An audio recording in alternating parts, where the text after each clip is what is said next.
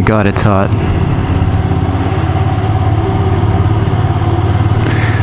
It's the inaugural vlog.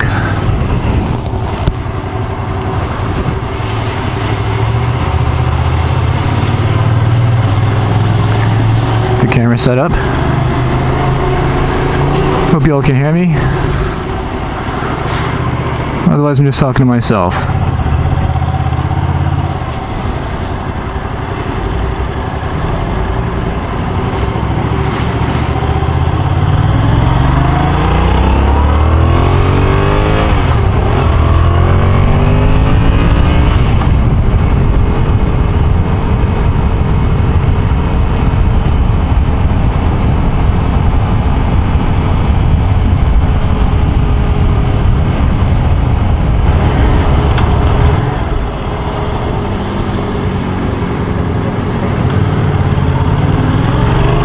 You're brilliant.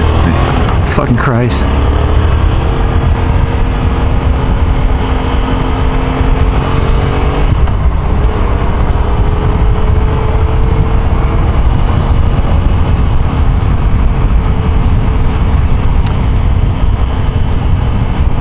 So this is Mar Vista, California, West LA.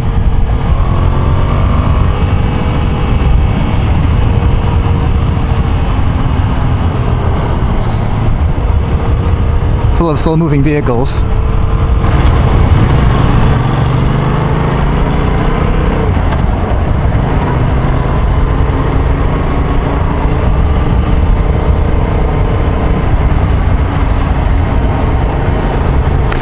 So this is the first time I had a microphone attached to the camera. I'm using a cheap Sony action cam. It's like 125 bucks. Took good videos, but all you hear is wind noise. And so I decided to stick a microphone on it. And then I realized that I couldn't stick it on the top of my head like I had it before, because there'd be 2 feet of cord hanging out in the wind. So long story short, I've got a mutt of a rig going on here. And I hope it works. Someone's bagged.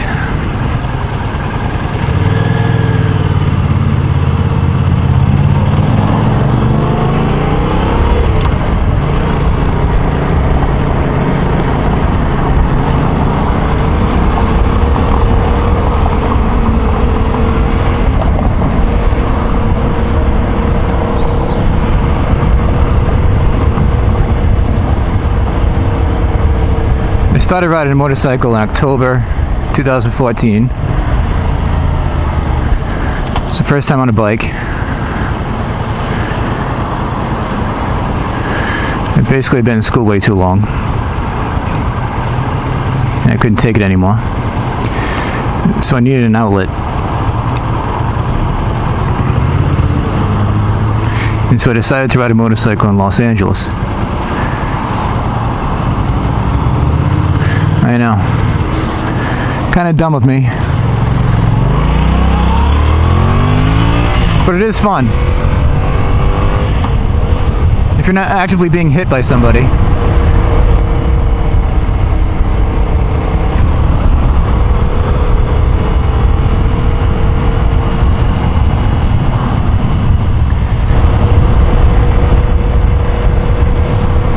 So like most people considering buying a new motorcycle, or a motorcycle for the first time, well, you're like in the road, dude.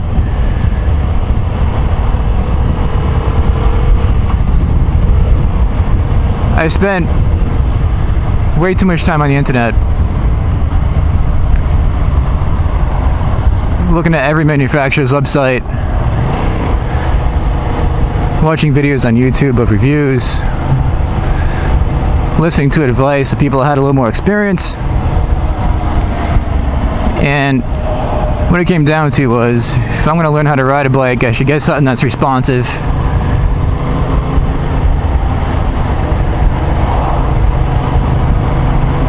Something that can maneuver, you know, for safety reasons. But also something that's quick,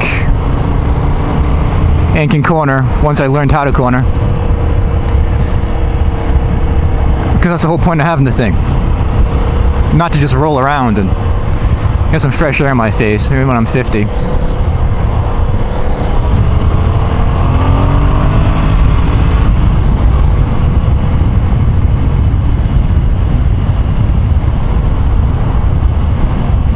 I also wanted something pretty cheap as well, so I was looking at the $5,000 range. I was considering the Honda CBR 500. I took a look at the Ninja 300s. Just in terms of size, they seemed really small. I'm 6'2", 200 pounds, and it just seemed like a jam. And I also figured I might want more of a kick in the pants once I got used to riding this thing. Because once again, that's why I got in the first place, something that could excite me a little bit.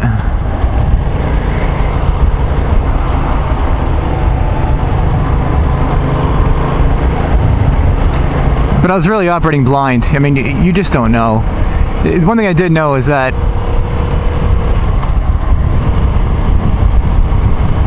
I'm much less impulsive now than I once was. If I bought a motorcycle when I was a teenager in my 20s, I almost certainly would have killed myself. I'm sure some of you guys out there can relate to that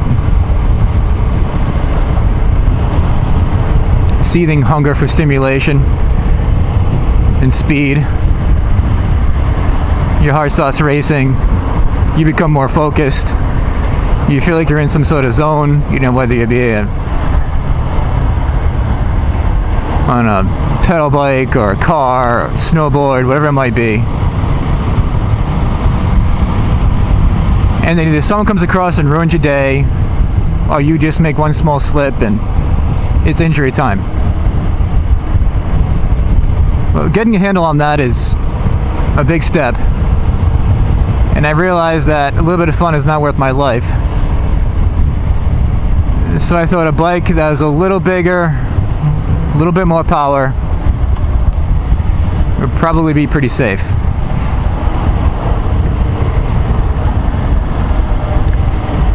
So what I settled on was basically two different bikes. There's the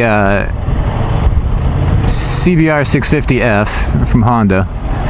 It's more upright. I don't need to be bent over or anything. I don't need to be super sport style. And the Yamaha FZ07.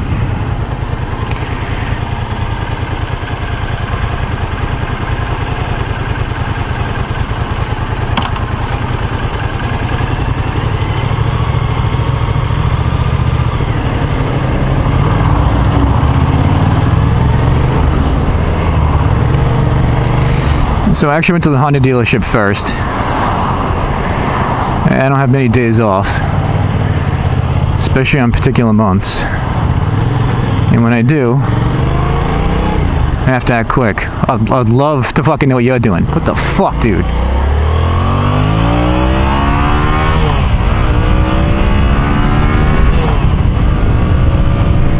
Just after I got done telling you I'm not impulsive anymore. Alright. Yeah, it's funny, you get annoyed because if I'm not paying attention I could have ran into his ass. But that would have been partly my fault. And I can sympathize with someone being lost and having no idea what the fuck they're doing. Because I've been there too.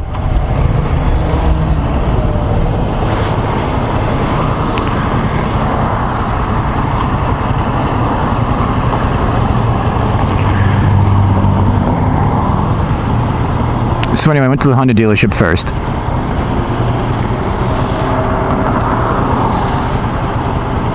And it was a Sunday. And I didn't know that most motorcycle dealerships are closed on Sundays. Which indicated to me that these people are actually sane.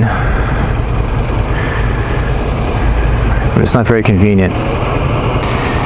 I looked at some of the smaller Hondas, as I mentioned. They were pretty small. You know, the 300, the 500. 500 seemed fine, but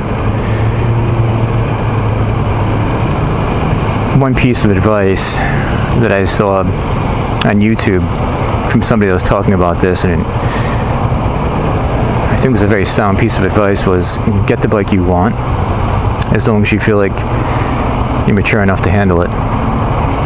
Because if you respect it and it's capable of giving you a thrill, and you like to look at it, and you're comfortable on it, you're going to use it. If the bike annoys you, you're not going to use it. You're not going to be as good a rider because you're not riding.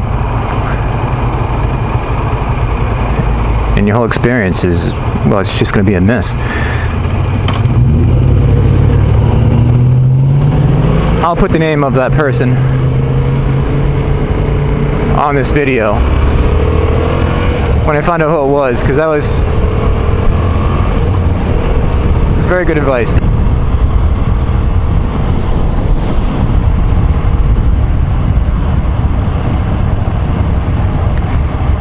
So it was a Sunday, as in the Honda dealership. They also sold BMWs. There were like 3 people working there that day, and all of them were talking to a dude and his father. And it looks like they were trying to pick up a BMW. And they were haggling.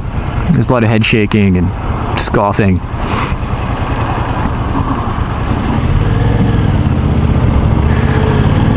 There's a big dude behind the counter. A couple little dudes, all squirrely, running around, making phone calls, trying to find forums, trying to make a deal. And they didn't even notice me in the store. And I had no idea what I was doing, so I'm sitting on bikes.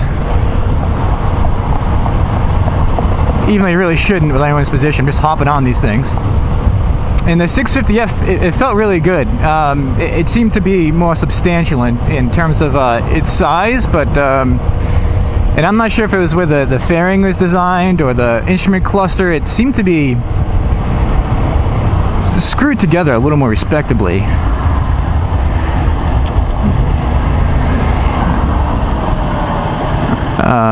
And it seemed like a good choice. And I wanted to talk business, but these guys were occupied, and it was a Sunday, like I said. And there's 3 people in the store, and I'm trying to flag down, and they're walking by me. And I'm willing and ready to buy something. They're not going to get my business. So my girlfriend and I left. And we looked for another store that may have been open. This place sold Yamahas. What else did they sell? Anyway, I went there because they sold Yamahas. I want to look at the FZ07. It came out fairly recently, and I knew it was hard to come by, so I didn't actually expect them to have one in stock. The FZ09 was something that I knew was probably just not a wise decision.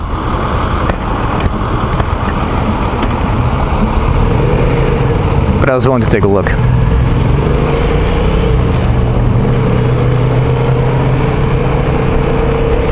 So we go to this place, which is, well, for LA at least, far away.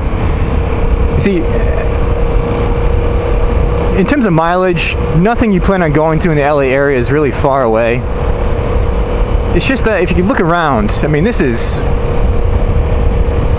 my clock and my dash is wrong, but it's around 8 o'clock on a Monday, and it's a little jacked up. If you don't imagine what it's like during rush hour or even on the weekends when everyone's trying to have a life, it just sucks. So I went to a place that was a bit out of the way, and the first thing I saw when I walked in there was an FZ07 sitting on the floor. The same color I really liked is the gray with the blue wheels and the blue frame. Just like something fun. I mean, it's a freaking motorcycle. Have some fun, you know? It's not too much. Anyway.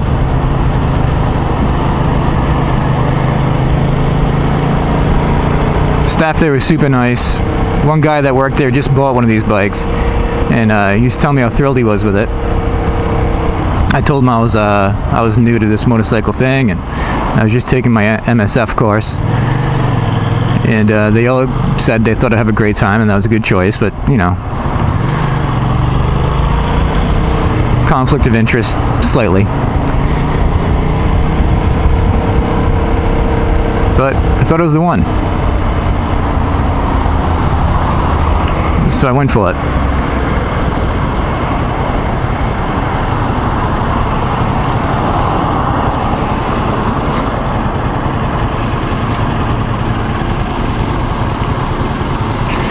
So we started talking numbers,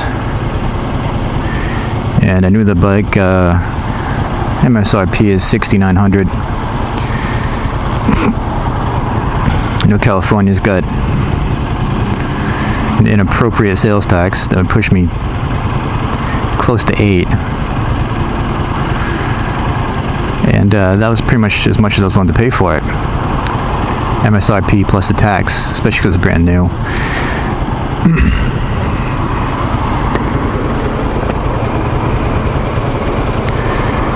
So of course they give me the big list, you know, the special warranty list, you know, as if Yamaha doesn't give you a warranty with their bike. Of course they do.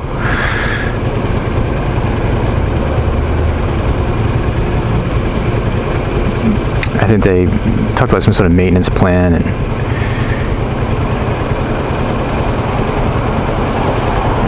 you know, setup fees they were mentioning. Long story short, they come back to me with a number that's like over $9,000. It's like $9,300 or something absolutely insane.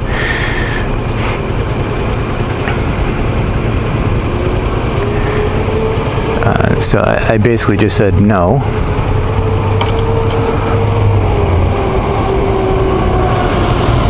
And they asked me where I wanted to be, and I told them. And I also let them know that I really didn't have to buy a motorcycle. I walked outside, looked at the bikes outside, to allow them to talk.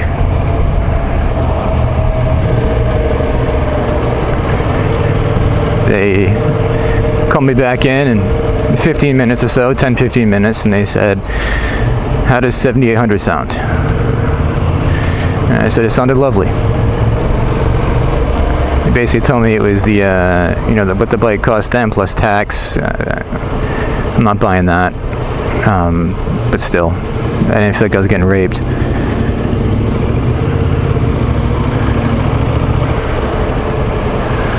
I shouldn't use that word so lightly. There's news stories nowadays, especially with these highlights in India, and it happens in every country, obviously, but it's freaking disgusting. Try to back off that word. So I bought the bike. Without a license. So I have a motorcycle now without a license. Very happy. It's pretty far away from where I live. There's two ways to get back. You have to go through canyon roads, which, well, I hadn't ridden a motorcycle before, so twisting roads with elevation changes really didn't appeal to me at the moment.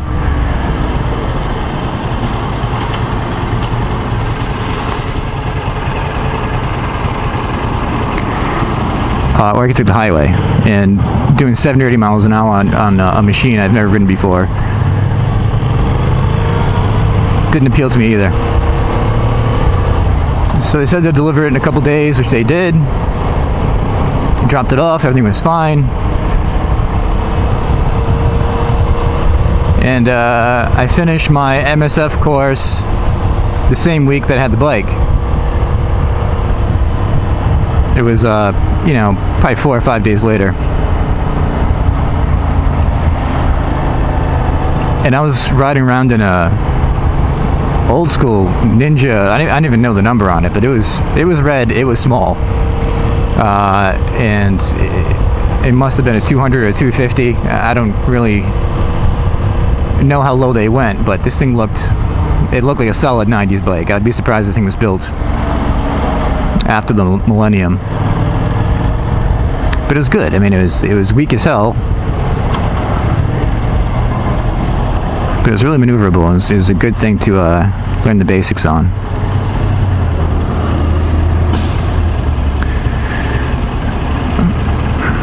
Problem was, when I hopped on this thing, it was awkward. I twisted the throttle when I got on my apartment complex, and I almost killed myself.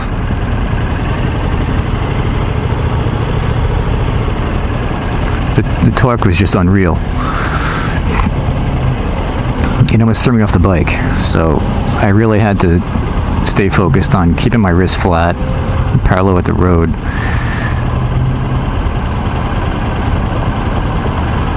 So when I twisted the throttle, I had inherent limitation as to how far I could twist it, just to keep me safe.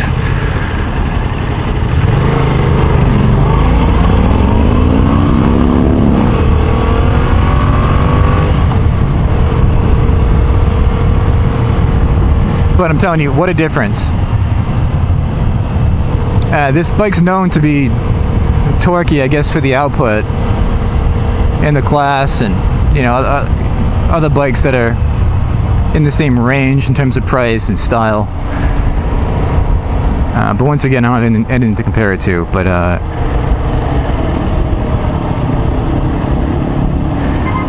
it certainly had more power off the line than anything I'd ever been on before.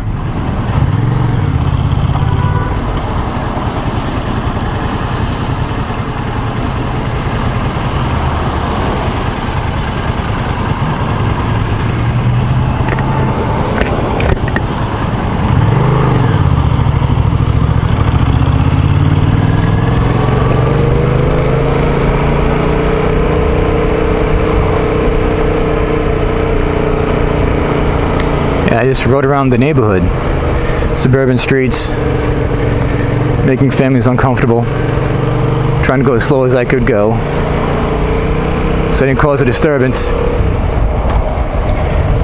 And every day got easier and easier.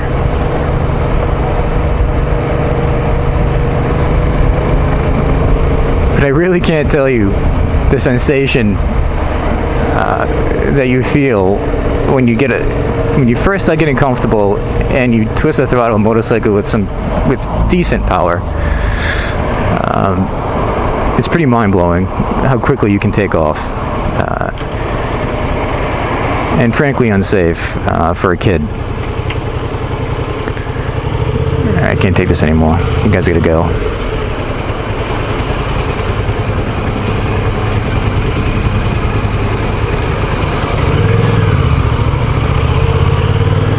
Too much. Perfect timing? Perfect timing.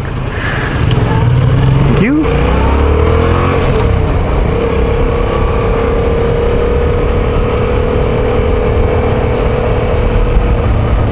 So we're in Venice right now. The beach is just one block to my left, beyond these houses.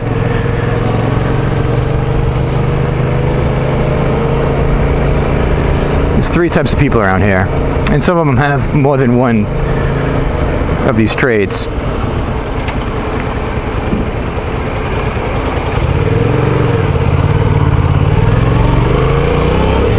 Give that guy credit. He just walked across that street like he should have with confidence. A little scary, but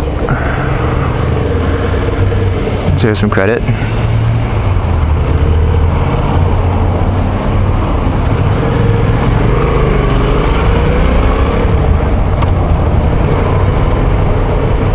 Well, yeah, types of people. So they're high on weed, high on some form of opiate, so pills or heroin. Or they're so rich, they just got lazy. And there's definitely a bunch of rich people on opiates and weed around here. Just depends on what spectrum you're talking about.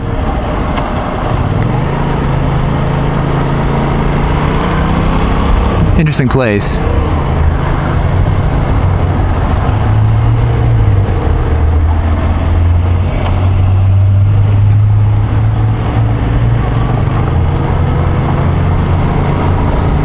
There's certain places where people live. I think Venice is one of them. Santa Monica's straight ahead of me, heading north along the PCH area.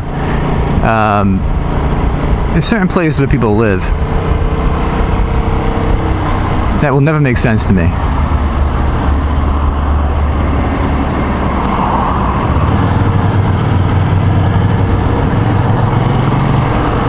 Venice and Santa Monica, two of them.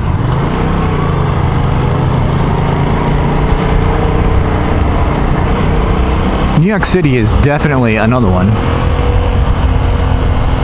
I3. Oh, that Prius feels so inadequate with an i3 behind it. I know.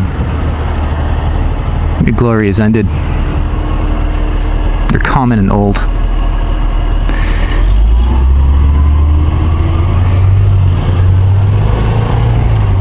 And I mean, for all the places, I mean, San Francisco, I'm sure is another one, but I've been there before.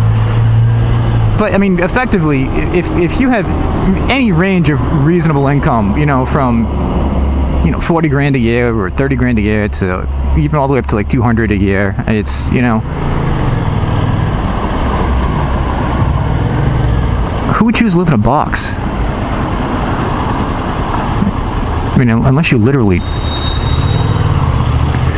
don't spend time at home at all.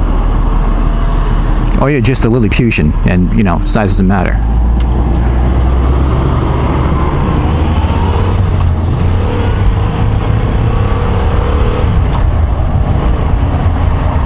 Because, I mean, the little boxes around here that people sell and call homes, I mean, they're just tiny. You know, you think you have it made, you think you get yourself a little setup there, and then, you know, you find the one and they move in with you, and they get a dog, and before you know it, it's a freaking circus inside of a cardboard box. And people are divorcing and screaming at each other and flinging shit and not being themselves, and they wonder why. Get some elbow room.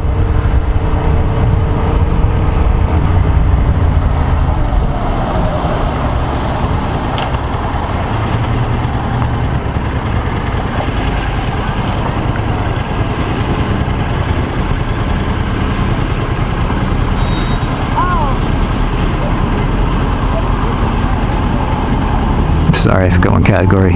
The old hippie.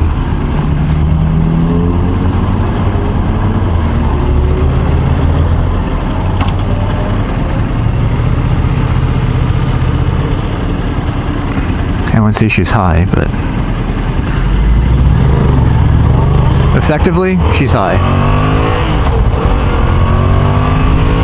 And I'm jealous of people like that. I'm jealous of people that can just walk around in a pair of fuzzy pants and smile on their face this time of night.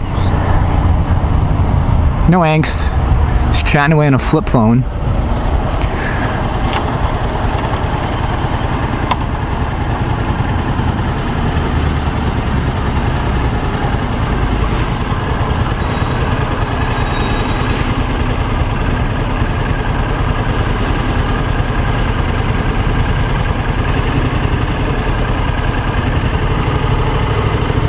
Traffic lights, anyone? Anyone? Anyone? Yeah, the lights are disgusting around here. Oh, every single light.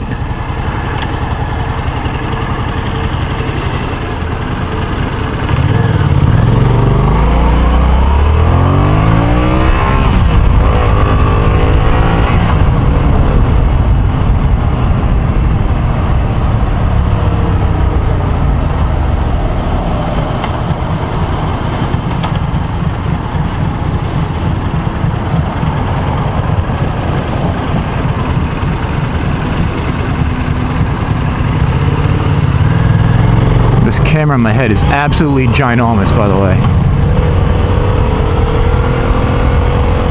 Oh, thank you, you ass.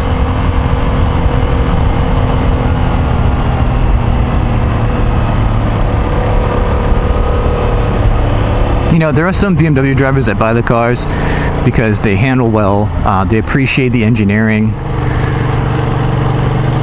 they appreciate the history. They appreciate the feel of the car.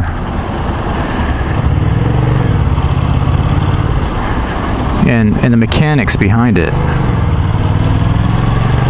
And then there's the other 90% of people who drive BMWs.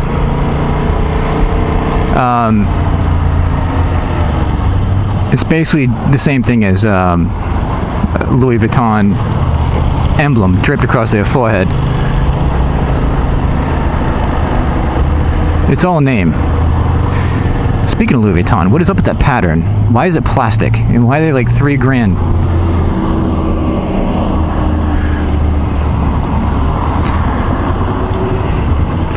Now that's a freaking cultural disease.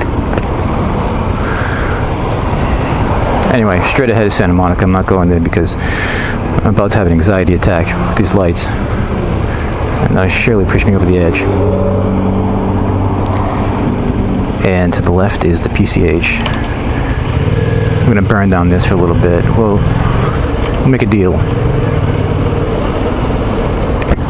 Let's make a deal. I'm going to the PCH until I get a gas station. Then I'll turn her around. Now, let me alter that already before we sign that in blood. Let's go to the PCH so I get to a gas station that's not a cluster. And then we'll turn this thing around.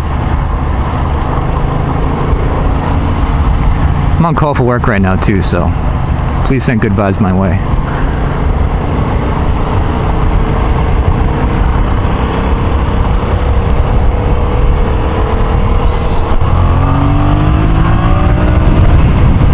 Come on.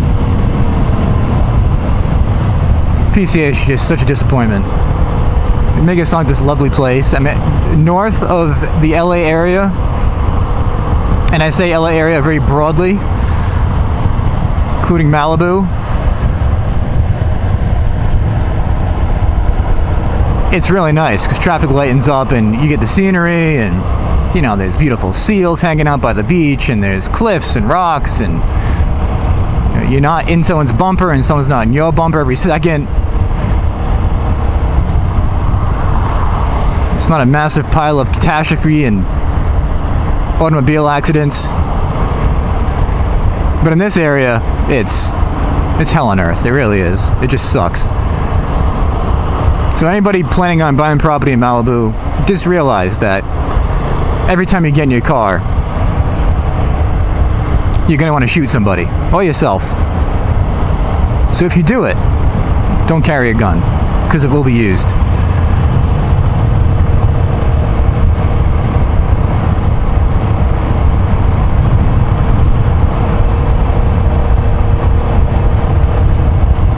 So we're on the PCH.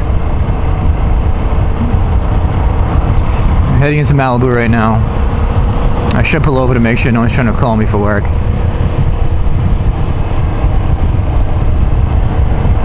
But I also don't want to stop in this area. There's a large part of me that wants to leave this forever.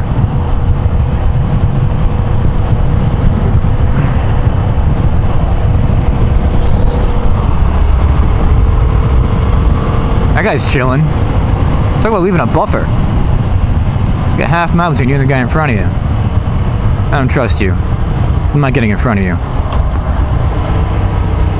You're either stupid or high. I don't care which one it is. I don't want to be associated.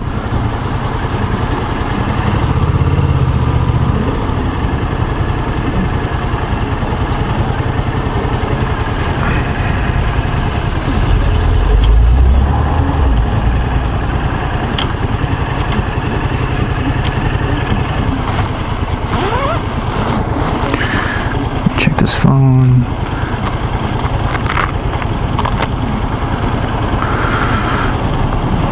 Please don't be a call. Thank God there's no call. Thank God there's no call.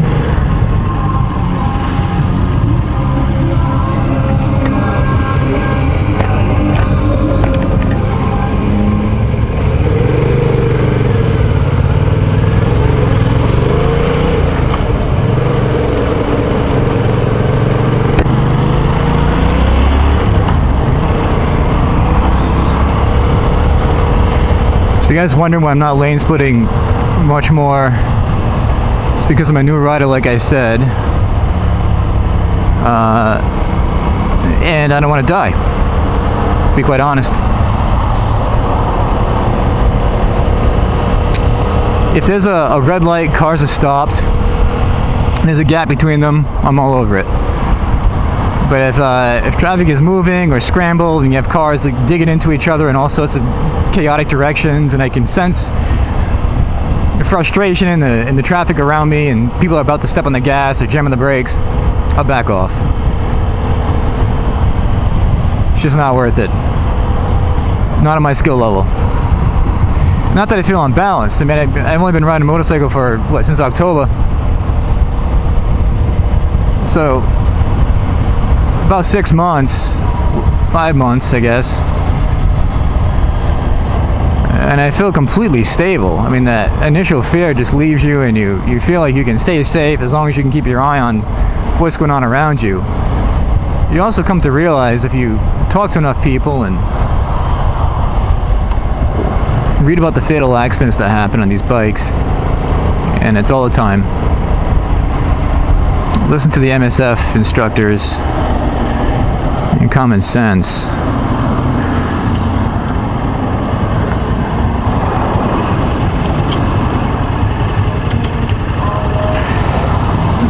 You find that plowing through intersections at full speed when there's cars in a four-way isn't a smart idea, especially in places where people are prone to blow lights. One of those places is LA. Stay out of the right-hand lane there's a lot of businesses on the side of the road and driveways and cars parallel parked, because inevitably someone's going to poke out right in front of you and you're not going to have time to stop, even if you're not speeding. You leave a buffer in front of you. I probably should have a big one in front of me.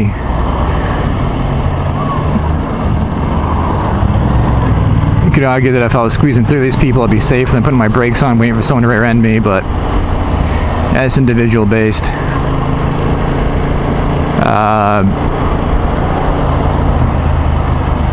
And I'll never get on this thing without being covered in clothing that's intended to take a hit.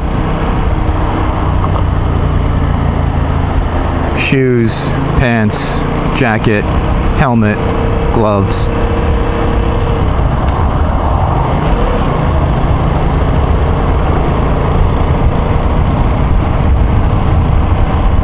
So there's the PCH. Lovely. Lovely at night when it's full of cars. I mean, look at Monday. It's like, it's past 8 on a Monday. It's a little jammed up around here.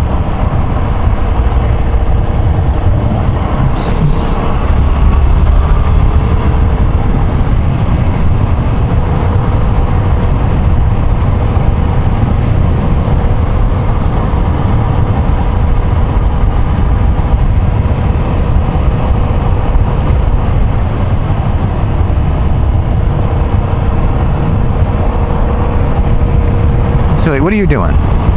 Must you turn here?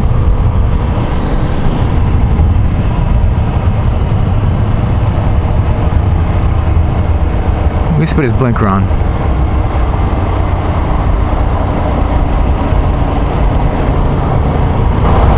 Alright, this is going on long enough.